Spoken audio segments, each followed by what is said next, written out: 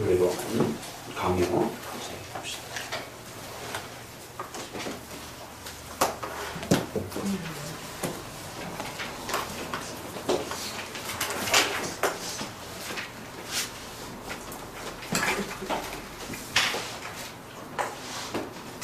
207페이지 회의들이 서로 충돌했다. 9항입니다.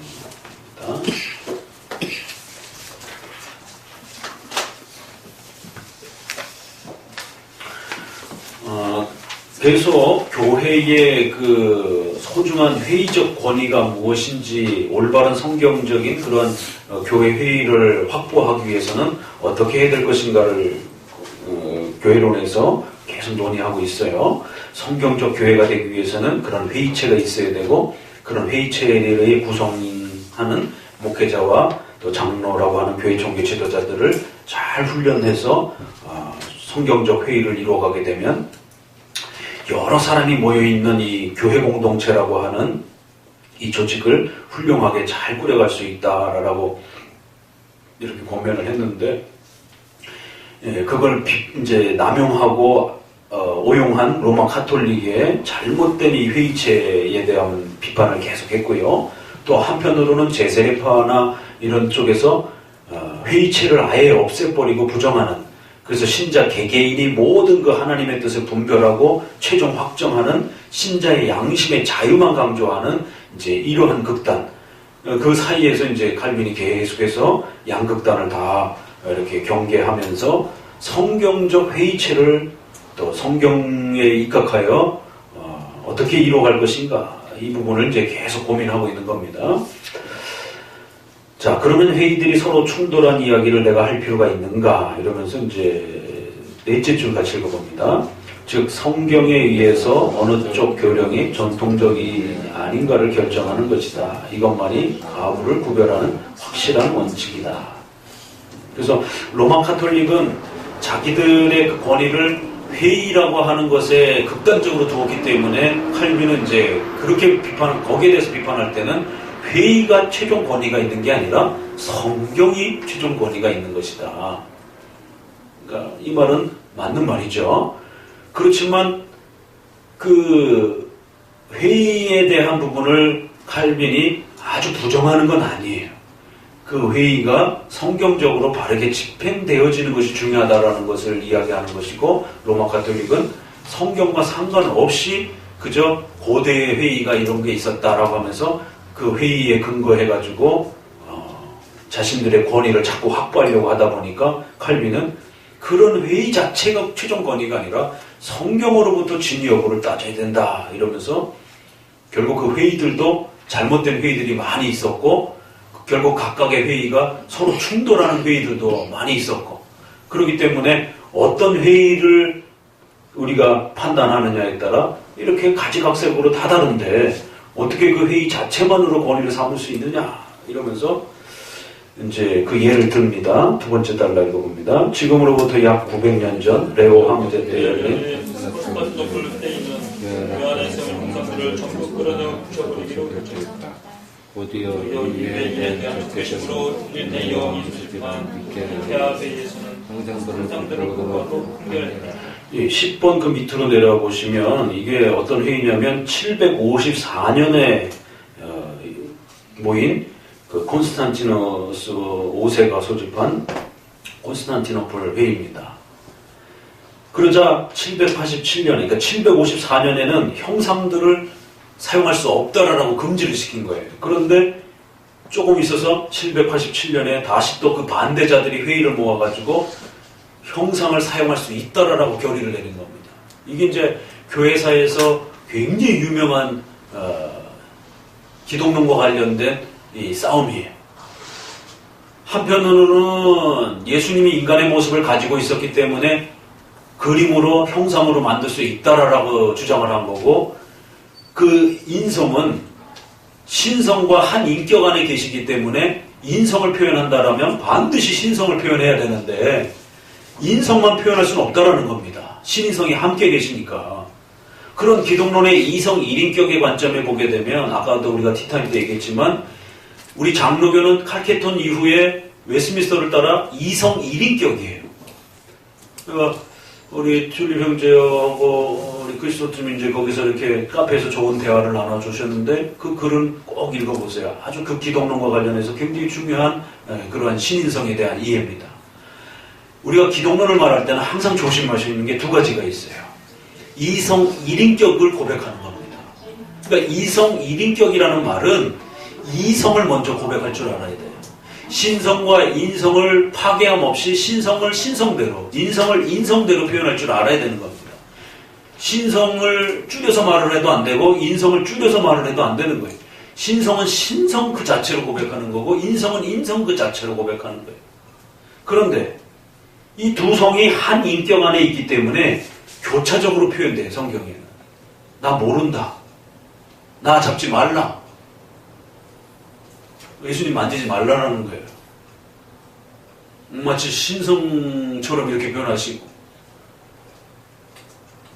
나는 아버지와 동등하다 라고 이렇게 말씀하시는 것도, 그러니까 교차해서 신성이 인성처럼 표현하고 인성이 신성처럼 표현하는 이런 교차적 표현들이 있어요.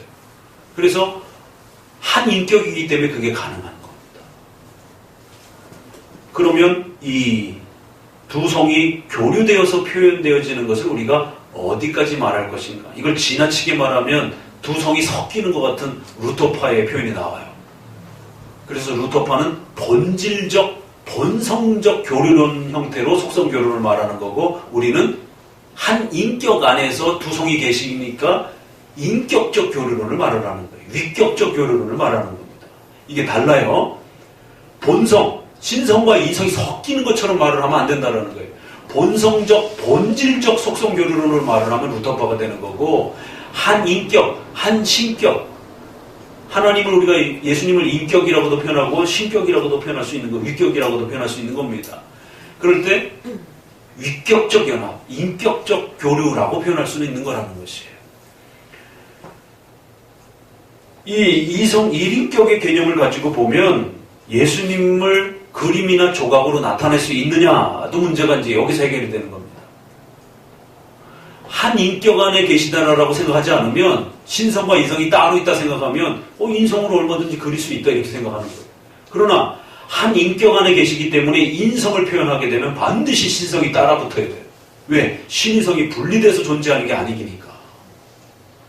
그러면 신성을 담아낼 수 없는 그런 인성적인 그림이나 조각은 만들 수 없는 겁니다.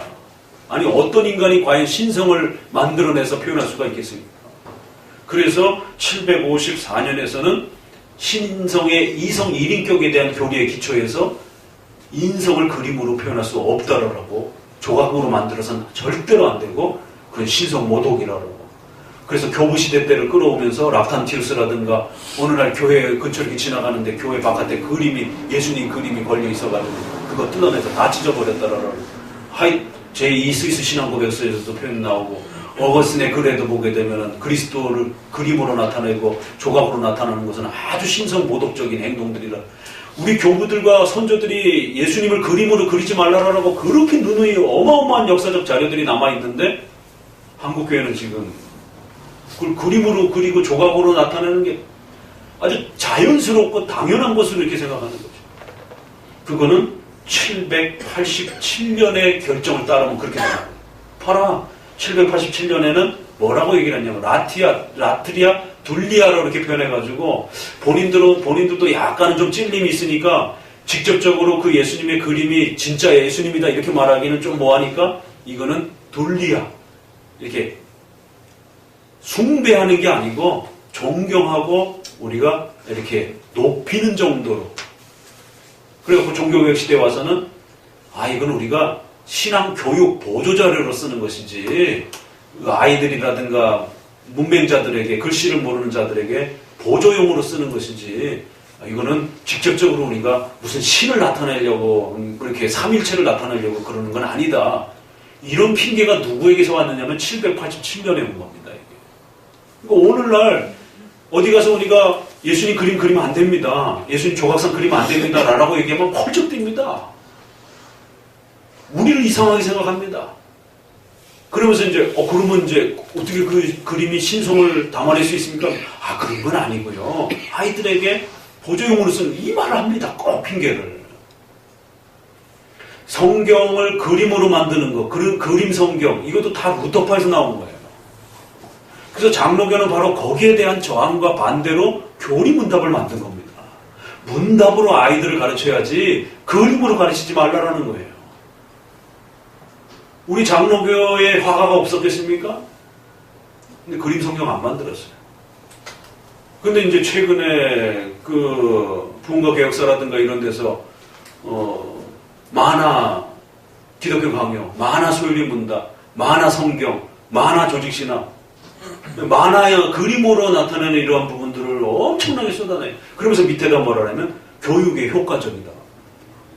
이 핑계를 누가 대면 787년의 회의가 핑계를 대면서 돌리아식으로 우리가 하는 거고, 라트리아는 숭배, 신처럼 예배하는 행위예요. 그 라틴어에게 차이가 있어요.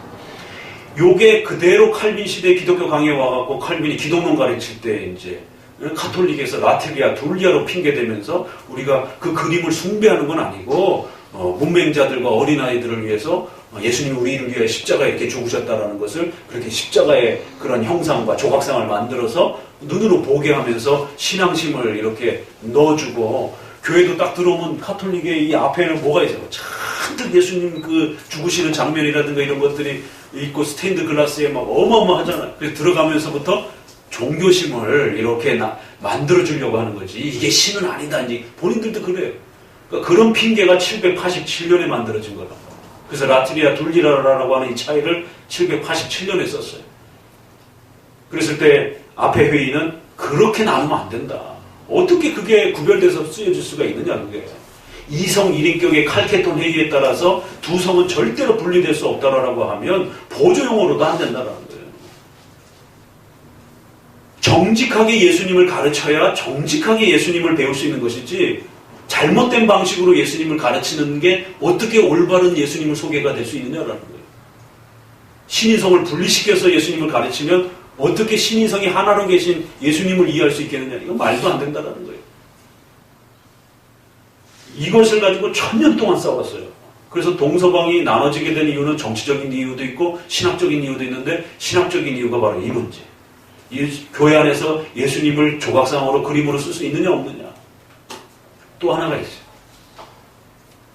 필리오급이라고 그래서 성자로부터 성령이 나오시느냐, 성부로부터만 나오시느냐, 이렇게 해서 이제 라틴어 필리오라고 하는 성자라는 그 단어를 이제 서방 쪽에서 집어넣었어요. 니케아 신조에서는 그게 없고 성부로부터만 나오셨다 이렇게 이제 했더니만 서방 쪽에서 그 평가는 조금 부족하고 성자로부터도 나오신다. 왜냐하면 예수님이 요한복음에 보게 되면 내가 성령을 보내실 것이다라는 이런 표현들이 많기 때문에 예수님도 성령을 보내시는 분이시다 이렇게 해서 성자로부터도 집어넣어야 된다라고 서방에서 이제 넣었더니만 이제 그게 동방하고 이제 싸움이 붙으면서 안 된다, 된다 막 이래가지고는 이제 웨스트민스터는 둘 다 집어넣는 거예요. 성부와 성자로부터 성령이 나오시고 이렇게. 이제 우리의 고백입니다. 그 부분은. 그렇게 해서 이제 이러한 회의들 간에 기독론 하나 가지고도 이렇게 2차 니케아 회의는 잘못된 회의고 앞에 회의는 올바른 회의고. 그러니까 회의들끼리도 충돌이 나기 때문에 회의 그 자체가 최종 권위는 아니라는 거예요. 그건 맞는 말이에요. 그러나 그렇다고 해서 우리가 754년의 회의의 권위를 무시하는 건 또 아니잖아요. 그렇죠? 결국 어떤 그 회의를 잘 선택해서 우리의 신앙의 역사로 삼을 것이냐, 이게 중요한 거죠. 그래서 이제 여러분에게 늘 말씀드리는 게, 우리 장로교 신앙은 어떤 신앙이라고요? 우리 한마음 신앙 고백 10가지에 나온 것에도 표현되어 있는 것처럼 계보신앙, 족보신앙이라고. 모든 사람들은 성경을 읽는 거예요. 그리고 해석해요. 각자 다 해석합니다. 그러면 누구의 해석이 가장 옳겠습니까? 결국 성경 해석 싸움이에요. 그럴 때 적어도 우리는 올바른 신학자, 올바른 교회회의의 신조들, 그런 역사를 잘 거슬러서 바른 교리를 가르쳐준 그 신조와 그 신학자들의 교과서를 중심으로 해서 오늘 성경 해석을 하는데 도움을 받는다라는 거예요. 그렇기 때문에 기독교 신앙은 반드시 족보신앙이 돼야 된다는 거예요.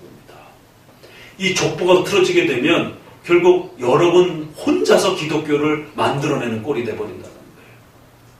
그러면 자기가 해석한 게 맞는지 틀리는지 그걸 누가 검증합니까?